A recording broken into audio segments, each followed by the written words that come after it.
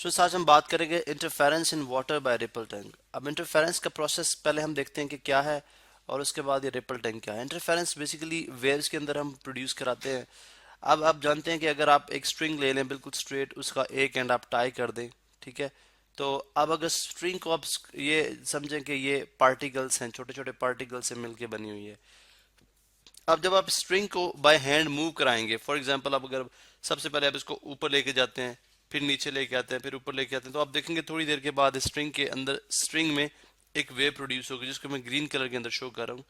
इस तरह से एक वेव प्रोड्यूस होगी, ठीक है। जिसका मतलब ये है कि पार्टिकल्स बेसिकली खुद आप from one position to another position move नहीं कर रहे,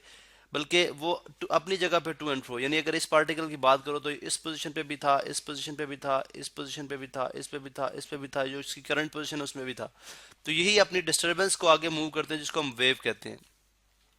अब जो वेव के पार्टिकल्स, ये इनकी इक्विलिब्रियम पोजीशन है जहां पे वो पहले मौजूद थे, यानी रेस्टिंग पोजीशन। जो पार्ट रेस्टिंग पोजीशन से ऊपर है उसको हम क्रेस्ट कहते हैं, ठीक है। और जो पार्ट इससे नीचे है उसको हम ट्रफ कहते हैं, यानी अपनी इक्विलिब्रियम पोजीशन से। अब अगर ये तो एक वेव थी, अब फर्ज करें हम दूसरी वेव जो कि इसी पॉइंट से हम प्रोड्यूस कराते हैं, और इस तरह से प्रोड्यूस कराते हैं कि उस वेव की भी जो आपका, यहाँ पे चले हम उसको येलो कलर से शो कर देते हैं। उस वेव की भी जब क्रस्ट जो है वो क्रस्ट के ऊपर आ रही है, ठीक है, और ट्रफ जो है वो ट्रफ के ऊपर आ रही है उस वेव की भी। अब क्या होगा कि जो इसका एम्पलीट्यूड है, एम्पलीट्यूड क्या है जी, अगर आप इस पार्टिकल को देखते हैं तो इस पार्टिकल का मैक्सिमम जो डिस्टेंस इसने ट्रेवल किया है, ठीक है, इसका एम्पलीट्यूड है। इनका जो एम्पलीट्यूड होगा जब ये दोनों एक दूसरे के ऊपर आएंगी तो इनका जो एम्पलीट्यूड होगा वो बढ़ जाएगा, वो डबल हो जाएगा, ठीक है। यानी अगर आप यहाँ पे, मैं रेड कलर के साथ जो रिजल्टेंट आपके पास वेव होगी वो उसका एम्पलीट्यूड डबल हो जाएगा इस तरह से। अब उसका क्रेस्ट और ट्रफ का अगर आप देखें तो एम्पलीट्यूड क्या हो गया, डबल हो गया। अब अगर आप यहाँ पे एक और बात देखते हैं तो वो ये है जी कि जब आपका एम्पलीट्यूड डबल होता है तो उस केस में जो जो आपका पार्टिकल है जो कि पहले टू एंड फ्रो यानी पानी के अंदर ही अप एंड डाउन, या अगर आप स्ट्रिंग की बात करते हैं तो स्ट्रिंग के अंदर ही जो अप एंड डाउन जो पार्टिकल मूव कर रहा था, अब वो पहले इस पोजीशन तक जाता था मैक्सिमम और फिर वापस आता था और इस तरह मूव करता था। अब उसने ज्यादा दूर जाना, डबल उसका एम्पलीट्यूड हो गया और इस तरह से वो मूव करता था। तो इसका मतलब है इन इन पोजीशन पे आप जो है वो पाया जा रहा है। अगर आप यहाँ पे देखें तो इन पोजिशन पे ये उसकी इक्विलिब्रियम पोजिशन थी, तो ये इसका एम्पलीट्यूड बढ़ने से वो इस तरह से अब रोटेट कर रहा है और यही डिस्टरबेंस जो है वो आगे की तरफ जा रही है। अब डिस्प्लेसमेंट, जब हम दो वेव को सुपर इम्पोज कराते हैं, यानी दो वेव इकट्ठी एक ही पॉइंट से दो वेव हम स्टार्ट करें, तो ये जो प्रोसेस है ये हमारे पास इंटरफेरेंस है। फिर इंटरफेरेंस के आगे फर्दर दो टाइप्स हैं जिनको हम, एक को कंस्ट्रक्टिव कहते हैं और एक को डिस्ट्रक्टिव कहते हैं। कंस्ट्रक्टिव इंटरफेरेंस जैसा कि मैंने यहाँ पे शो किया कि अगर आपकी क्रेस्ट के ऊपर क्रेस्ट आ जाए और ट्रफ के ऊपर ट्रफ आ जाए तो आपका रिजल्टेंट एम्पलीट्यूड जो होगा, यानी जो मीन पोजीशन से फासला होगा एक एक्सट्रीम पे, वो बढ़ जाएगा। इसी तरह से अगर क्रेस्ट के ऊपर ट्रफ आएगी, यानी अगर आप लेट से यहाँ पे इस केस में अगर ट्रफ आ जाती है, जिसको मैं यहाँ पे ये लाइट से ब्लू कलर के साथ शो कर रहा हूँ, यानी जब इसकी क्रस्ट होती और इसकी ट्रफ होती तो रिजल्टेंट एम्पलीट्यूड क्या होता, जीरो हो जाता। रिजल्टेंट एम्पलीट्यूड आपके पास जीरो हो जाता है, जिसको हम डिस्ट्रक्टिव इंटरफेरेंस कहते हैं, जो कि स्मूथ, अगर जब वाटर वेव्स जहाँ पे कंस्ट्रक्टिव और डिस्ट्रक्टिव इंटरफेरेंस हम इस रिपल टैंक के अंदर देखेंगे, जो कि एक डिवाइस है जिससे हम वाटर के बिहेवियर को स्टडी करेंगे। अब ये किस तरह से वर्क करता है, इसके अंदर एक रेक्टेंगुलर जो ट्रे है जिसके अंदर हमने पानी डाला हुआ है और ये ट्रे शीशे की बनी हुई है, ताकि जो बल्ब हमने इसके ऊपर लगाया है जब इसके अंदर से वेव पैदा हो तो वो बल्ब की रोशनी की वजह से वो रोशनी पानी से होती हुई इस नीचे शीट के ऊपर उस पूरे पानी की वेव्स का इमेज दिखा सके। अब इसके साथ अगर आप देखें तो एक वाइब्रेटर अटैच है और वाइब्रेटर के साथ ये एक रेक्टेंगुलर फॉर्म में लक्कड़ नुमा एक हमारे पास ऑसिलेटिंग पैडल है जो कि मूव करता है और जिसकी वजह से हमारे पास वेव प्रोड्यूस होती हैं, ऑसिलेटिंग पैडल। अब चूंकि हमें यहाँ पे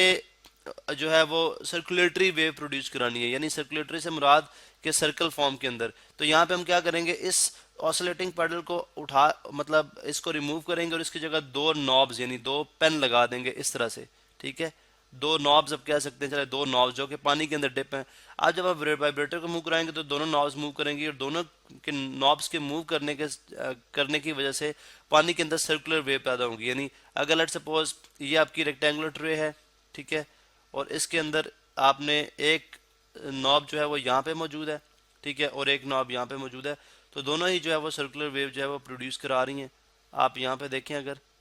तो इसी तरह ये जो है ये भी अपने एंड पे सर्कुलर वेव प्रोड्यूस कर रहा है, जिसको मैं यहाँ पे रेड कलर से शो कर रहा हूँ। आप यहाँ पे देखें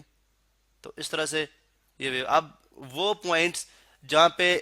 क्रस्ट क्रस्ट के ऊपर आएगी, ठीक है, यानी अगर आप देखें तो वाटर वेव भी एक जो है ट्रांसवर्स वेव्स हैं, यानी उनकी जो वो भी उनकी जो पार्टिकल की अप एंड डाउन मूवमेंट होती है वो डायरेक्शन ऑफ वेव के परपेंडिकुलर होती है, तो जिसको हम transverse wave movement transverse wave कहते हैं। अब यहाँ पे देखें तो वाटर का जो पैटर्न बनेगा वो मेरे पास यहाँ पे स्क्रीन में मौजूद है, जिसको आप यहाँ पे देख सकते हैं। तो इस तरह से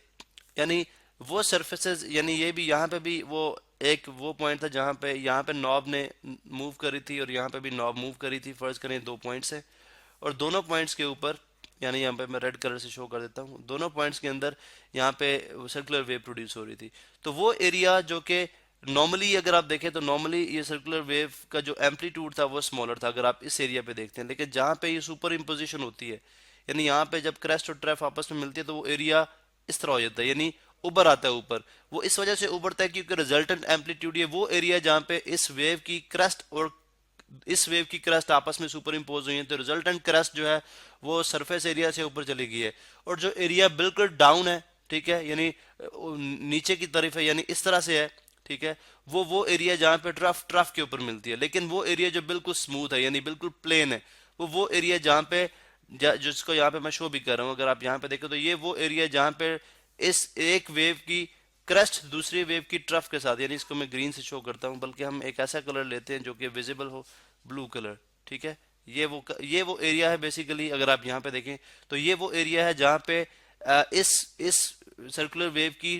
क्रस्ट इस सर्कुलर वेव की ट्रफ या इसकी क्रस्ट और इसकी ट्रफ आपस में मिले हैं, तो रिजल्टेंट एम्पलीट्यूड क्या हो गया, कैंसिल आउट हो गया। अब ऐसा क्यों होता है, अगर आप देखें तो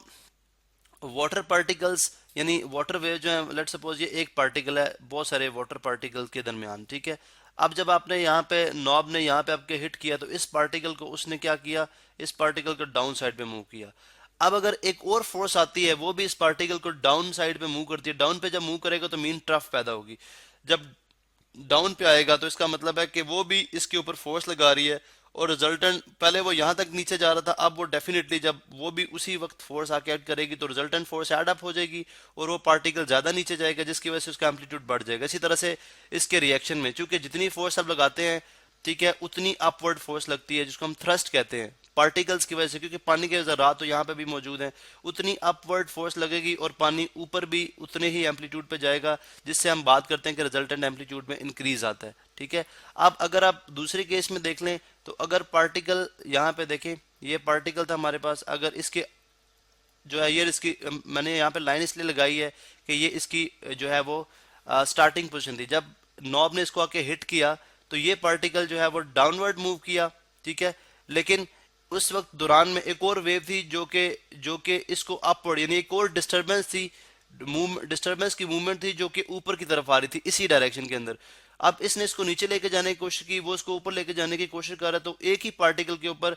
इक्वल मैग्नीट्यूड की ऑपोजिट फोर्सेस लग रहे हैं, जिसकी वजह से पार्टिकल स्टेशन वहां पे स्टे करेगा, इस वजह से वो जो एरिया होगा वो दो वेव की वजह से बिल्कुल स्ट्रेट ही रहेगा, जिसको हम डिस्ट्रक्टिव इंटरफेरेंस का नाम देते हैं। ये कंस्ट्रक्टिव है, यहाँ पे मैं मेंशन भी कर देता हूँ, ये आपकी कंस्ट्रक्टिव इंटरफेरेंस है और ये आपकी डिस्ट्रक्टिव है, डिस्ट्रक्ट कर दिया आपने ओवरऑल एम्पलीट्यूड को। अब अगर इस फिनोमेना को आप थोड़ा सा रेजोनेंस के साथ भी कंपेयर करें तो जैसे हम बात करते हैं जी कि ये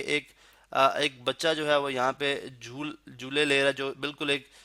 झूला सा होता है, उसके अगर आप देखें तो बच्चा जब यहाँ यानी उसका वो जब यहाँ से इस तरह से मूव करेगा, यानी मैं आपको यहाँ पे शो करता हूँ, अगर वो यहाँ पे आएगा और इसके बाद इस तरह से होता हुआ यहाँ पे जाएगा, तो आप देखेंगे अगर बच्चा यहाँ पे आया तो आप